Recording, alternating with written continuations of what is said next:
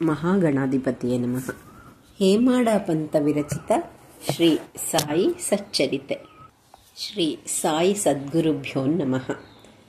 ಸದಾ ನಿಂಬವೃಕ್ಷಸ್ಯ ಮೂಲಾಧಿವಾಸಾತ್ ಸುಧಾಸ್ರಾವಿಣಂ ತಿಕ್ತಮಪ್ಯಮೃತಂ ತಂ ತರುಂ ಕಲ್ಪವೃಕ್ಷಾದಿಕಂ ಸಾಧಯಂತಂ ನಮಾಮೀಶ್ವರಂ ಸದ್ಗುರುಂ ಸಾಯಿನಾಥಂ.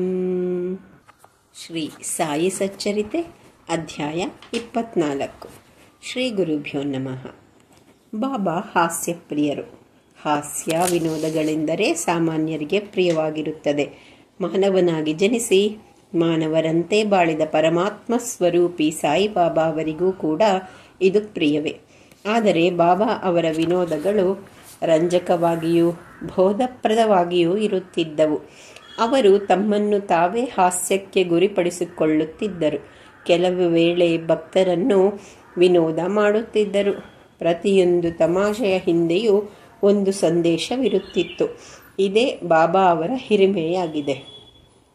ಇಲ್ಲಿ ಶ್ರೀ ಸಾಯಿ ಸಚ್ಚರಿತೆಯ ಲೇಖಕರಾದ ಹೇಮಾಡ ಪಂತರು ತಮಗೆ ಸಂಬಂಧಿಸಿದ ಒಂದು ಪ್ರಸಂಗವನ್ನು ಹೀಗೆ ನಿರೂಪಿಸಿದ್ದಾರೆ. ಪ್ರತಿ ಭಾನುವಾರ ಶಿರಡಿಯಲ್ಲಿ ಸಂತೆ ಸೇರುತ್ತಿತ್ತು. ಆ ದಿನ ಮಸೀದಿಯಲ್ಲೂ ಭಾರೀ ಜನಸಂದಣಿ ಇರುತ್ತಿತ್ತು. ಒಂದು ಸಂತೆಯ ದಿನ ಹೇಮಾಡ ಪಂತರು ಬಾಬಾ ಅವರ ಬಳಿ ಕುಳಿತು ಕಾಳೊತ್ತುತ್ತಿದ್ದರು. ಶ್ಯಾಮ, ವಾಮನರಾಯರು, ಬಾಪು ಸಾಹೇಬರು, ಕಾಕಾ ದೀಕ್ಷಿತರು ಅಲ್ಲಿ ಉಪಸ್ಥಿತರಿದ್ದರು. ಆಗ ಶ್ಯಾಮ ಅವರು ಹೇಮಾಡ ಪಂತರನ್ನು ನೋಡಿ ನಸುನಗುತ್ತಾ, ಇದೇನು ದಾಬೋಲ್ಕರ್ ಸಾಹೇಬ್, ನಿಮ್ಮ ಕೋಟಿನ ತೋಳುಗಳಿಗೆ ಹುರುಕಡಲೆ ಹತ್ತುಕೊಂಡಿದೆ ಎಂದರು.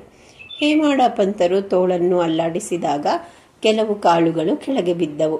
ಅಲ್ಲಿದ್ದವರೆಲ್ಲ ವಿನೋದಕ್ಕಾಗಿ ಅವುಗಳನ್ನು ಆರಿಸಲು ಹೋದರು. ಹುರಿಗಡಲೆ ಕಾಳುಗಳು ತಮ್ಮ ಕೋಟಿನ ತೋಳಿನಲ್ಲಿ ಹೇಗೆ ಸೇರಿಕೊಂಡವು ಎಂಬುದು ಹೇಮಾಡ ಪಂತರಿಗೂ ಅರ್ಥವಾಗಲಿಲ್ಲ. ಕೊನೆಗೆ ಬಾಬಾ ಅವರು, ಯಾರಿಗೂ ಕೊಡದೆ ಒಬ್ಬನೇ ಕಾಳು ತಿನ್ನುತ್ತಾನೆ ಈ ಹೇಮಾಡ ಪಂತ. ಇಂದು ಸಂತೆ, ಆದ್ದರಿಂದ ಕಾಳು ಕೊಂಡು ತಿಂದಿದ್ದಾನೆ ಎಂದು ಆರೋಪಿಸಿದರು. ಹೇಮಾಡ ಪಂತರು, ಬಾಬಾ, ಇಲ್ಲ, ನಾನು ಒಂಟಿಯಾಗಿ ಎಂದೂ ಏನನ್ನೂ ತಿನ್ನುವುದಿಲ್ಲ.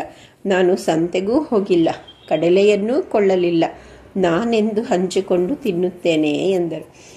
ಆಗ ಬಾಬಾ, ಅದು ಸರಿಯಿರಬಹುದು, ಆದರೆ ಯಾರೂ ನಿನ್ನ ಬಳಿ ಇರದಿದ್ದರೆ ಏನು ಮಾಡುತ್ತಿ? ನನ್ನಾದರೂ ಜ್ಞಾಪಿಸಿಕೊಳ್ಳುವೆಯೋ ಹೇಗೆ?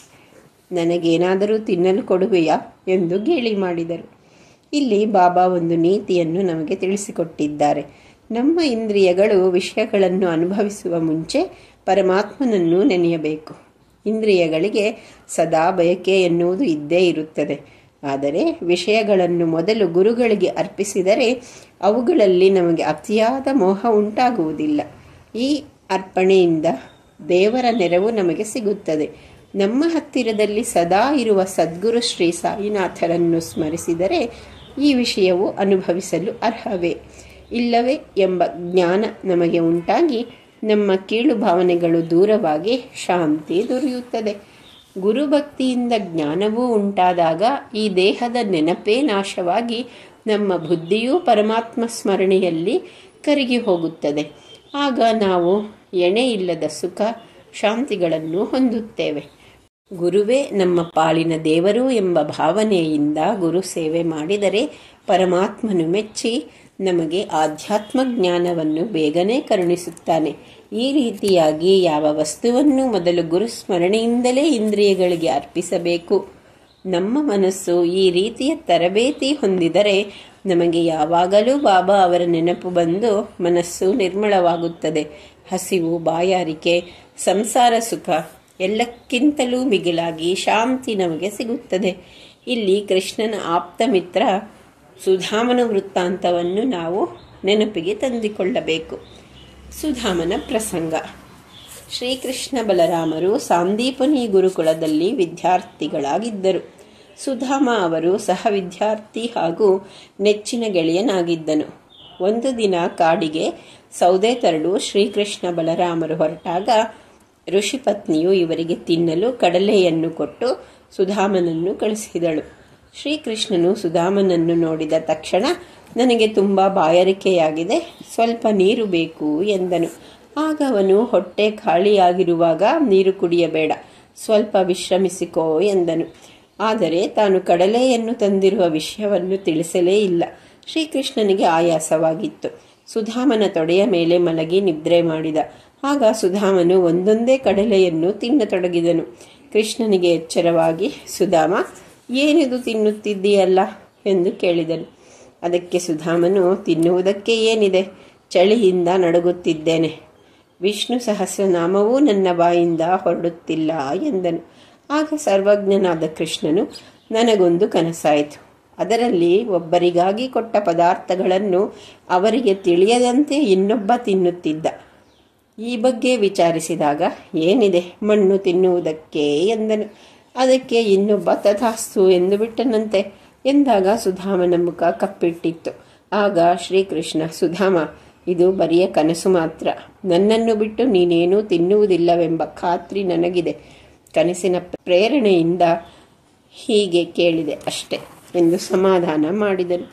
ಸುಧಾಮ ಕೃಷ್ಣನ ಗೆಳೆಯನಾಗಿದ್ದರೂ ಅವನ ಮಹಿಮೆ, ಸರ್ವಜ್ಞತೆಗಳನ್ನು ಸ್ವಲ್ಪವಾದರೂ ತಿಳಿದಿದ್ದರೆ ತನ್ನ ಜೀವನವನ್ನು, ಕಡು ಬಡತನವನ್ನು ಅನುಭವಿಸಬೇಕಾಗಿರಲಿಲ್ಲ. ನಂತರ ಕೊನೆಯಲ್ಲಿ ಅವನು ನೀಡಿದ ಒಂದು ಹಿಡಿ ಅವಲಕ್ಕಿಯು ಮನಃಪೂರ್ವಕವಾಗಿ ಸಮರ್ಪಿತವಾದುದರಿಂದ ಶ್ರೀಕೃಷ್ಣನು ಮೆಚ್ಚಿ ಅಷ್ಟೈಶ್ವರ್ಯಗಳನ್ನು ದಯಪಾಲಿಸಿದನು. ಬಾಬಾ ಅವರು ಅನೇಕ ಸಲ ತಮ್ಮ ಹತ್ತಿರದ ಭಕ್ತರ ನಡುವೆ ಬಂದ ವಾದ ವಿವಾದಗಳನ್ನು ಸರಸವಾಗಿ ಬಗೆಹರಿಸುತ್ತಿದ್ದರು. ಒಂದು ದಿನ ಕೆಲವು ಭಕ್ತರು ತಮ್ಮದೇ ಆದ ರೀತಿಯಲ್ಲಿ ಬಾಬಾ ಅವರ ಸೇವೆಯನ್ನು ಮಾಡುತ್ತಿದ್ದರು. ಬಹಳ ನಿಷ್ಠೂರವಾದಿಯಾಗಿದ್ದ ದಾಮೋದರ್ ಬಾಬಾ ಅವರ ಎಡಗೈಯನ್ನು ಹಿತವಾಗಿ ಹಿಸುಕುತ್ತಿದ್ದ. ವೇಣುಬಾಯಿ ಕೌಜಲಗಿ ಎಂಬ ವೃದ್ಧೆಯು ಅವರ ಬಲಗೈಯನ್ನು ತಿಕ್ಕುತ್ತಿದ್ದಳು. ಹೀಗೆ ಮಾಡುತ್ತಿದ್ದಾಗ ಅಕಸ್ಮಾತ್ತಾಗಿ ವೇಣುಬಾಯಿಯ ಮುಖ ಬಾಬಾ ಅವರ ಮುಖಕ್ಕೆ ತಗುಲಿತು. ಆಗ ಅವಳು, ಈ ಅಣ್ಣ ಬಹಳ ತುಂಟ, ವಯಸ್ಸಾದರೂ ಇವನಿಗೆ ನಾಚಿಕೆ ಇಲ್ಲ, ನನಗೆ ಮುತ್ತಿಡಲು ಪ್ರಯತ್ನಿಸುತ್ತಿದ್ದಾರೆ ಎಂದು ಗೇಲಿ ಮಾಡಿದಳು. ಬಾಬರಿಗೆ ವಿಪರೀತ ಸಿಟ್ಟು ಬಂದಿತ್ತು. ನಾನೇನಷ್ಟು ಅಯೋಗ್ಯನೇ, ಕಾಲು ಕರೆದುಕೊಂಡು ಜಗಳಕ್ಕೆ ಬರಬೇಡ, ಮೂರ್ಖ ಮುದುಕಿ ಎಂದು ಅಬ್ಬರಿಸಿದನು. ಈ ಮುದುಕರ ಜಗಳವನ್ನು ನೋಡಿ ಇತರರು ಜೋರಾಗಿ ನಕ್ಕರು. ಬಾಬಾ ಇಬ್ಬರನ್ನೂ ಸಮಾಧಾನ ಪಡಿಸಲು ಯತ್ನಿಸಿದರು. ಅಣ್ಣ, ಇದರಲ್ಲಿ ತಪ್ಪೇನಿದೆ? ತಾಯಿಯು ಮಗನನ್ನು ಮುತ್ತಿಟ್ಟರೆ ಪ್ರಮಾದವೇನು? ಅನಗತ್ಯವಾಗಿ ಏಕೆ ಈ ಜಗಳ ಎಂದು ನಗುತ್ತಾ ಹೇಳಿದರು. ಆಗ ಇಬ್ಬರೂ ಜಗಳವನ್ನು ತೊರೆದು ನಾಚಿ ಸುಮ್ಮನಾದರು. ಸಾಯಿ ಗುರುಗಳ ತಮ್ಮ ಭಕ್ತರು ತಮ್ಮನ್ನು ಅವರಿಷ್ಟದಂತೆ ಆರಾಧಿಸಲು ಒಪ್ಪಿದರು. ಒಂದು ಸಲ ವೇಣುಬಾಯಿಯು ಬಾಬಾ ಅವರ ಹೊಟ್ಟೆಯನ್ನು ತಿಕ್ಕುತ್ತಿದ್ದಳು. ಆ ಮುದುಕಿ ಎಷ್ಟು ರಭಸವಾಗಿ ಹೊಟ್ಟೆಯನ್ನು ತಿಕ್ಕುತ್ತಿದ್ದಳೆಂದರೆ, ಕೆಲವರು, ತಾಯಿ ಸ್ವಲ್ಪ ಮೆಲ್ಲನೆ ತಿಕ್ಕಿರಿ, ಇಲ್ಲದಿದ್ದರೆ ಬಾಬಾರವರ ಕರುಳು ಕಿತ್ತು ಹೊರಬಂದಾವು ಎಂದು ನಕ್ಕರು. ಇದನ್ನು ಕೇಳಿದ ಬಾಬಾ ಅವರಿಗೆ ಸಿಟ್ಟು ಬಂದಂತಾಯಿತು. ಕೂಡಲೇ ಆಸನದಿಂದ ಎದ್ದು ತಮ್ಮ ದಂಡವನ್ನು ನೆಲಕ್ಕೆ ಕುಟ್ಟಿದರು. ಬಾಬಾ ಕಣ್ಣುಗಳು ಕೋಪದಿಂದ ಕೆಂಪಾದವು. ಅವರು ದಂಡದಿಂದ ತಮ್ಮ ಹೊಟ್ಟೆಯನ್ನು, ಕಂಬವನ್ನು ಸೇರಿಸಿ ಒತ್ತಿಕೊಳ್ಳಲು ಆರಂಭಿಸಿದರು. ಆ ದಂಡ ಬಾಬಾ ಅವರ ಹೊಟ್ಟೆಯಲ್ಲಿ ಪೂರ್ತಿಯಾಗಿ ನಾಟಿತು. ಅಲ್ಲಿಂದ ಜನ ತುಂಬಾ ಗಾಬರಿಯಾದರು. ಆದರೆ ಯಾರಿಗೂ ಅವರ ಹತ್ತಿರ ಹೋಗುವ ಧೈರ್ಯವಿರಲಿಲ್ಲ. ಬಾಬಾ ಅವರು ಸಾಮಾನ್ಯ ಮಾನವರೆಂದು ತಿಳಿದು ಸ್ವಲ್ಪ ಜಾಗರೂಕರಾಗಿ ಹೊಟ್ಟೆಯನ್ನು ತಿಕ್ಕಿ ಎಂದು ಅವರಿಗೆ ಹೇಳಿದ್ದರೇ ವಿನ ಬೇರೆ ಯಾವ ರೀತಿಯಿಂದಲೂ ಅಲ್ಲ. ಭಕ್ತರ ಸೇವೆಗೆ ಅಡ್ಡ ಬಂದದ್ದು ಅವರಿಗೆ ಇಷ್ಟವಾಗಲಿಲ್ಲ. ಆಗ ಸ್ವಲ್ಪ ಹೊತ್ತಿನಲ್ಲಿಯೇ ಬಾಬಾ ಶಾಂತರಾದರು. ತಮ್ಮ ಹೊಟ್ಟೆಯಿಂದ ದಂಡವನ್ನು ತೆಗೆದು ಮತ್ತೆ ಆಸನದ ಮೇಲೆ ಕುಳಿತರು. ಅಂದಿನಿಂದ ಭಕ್ತರು ಸಾಯಿಬಾಬಾ ಅವರ ಸೇವೆಯನ್ನು ಮಾಡುತ್ತಿರುವಾಗ ಮಧ್ಯೆ ಪ್ರವೇಶಿಸುವುದು ತಪ್ಪೆಂದು ಭಕ್ತರು ಪಾಠವನ್ನು ಕಲಿತರು. ಭಕ್ತರು ತಮಗೆ ಮಾಡುವ ಸೇವೆಯ ಬೆಲೆ ಹಾಗೂ ಗುಣಮಟ್ಟಗಳನ್ನು ಅಳೆಯುವ ಶಕ್ತಿ ಬಾಬಾ ಅವರಿಗೆ ಹೊರತು ಬೇರೆಯವರಿಗೆ ಇರಲಿಲ್ಲ.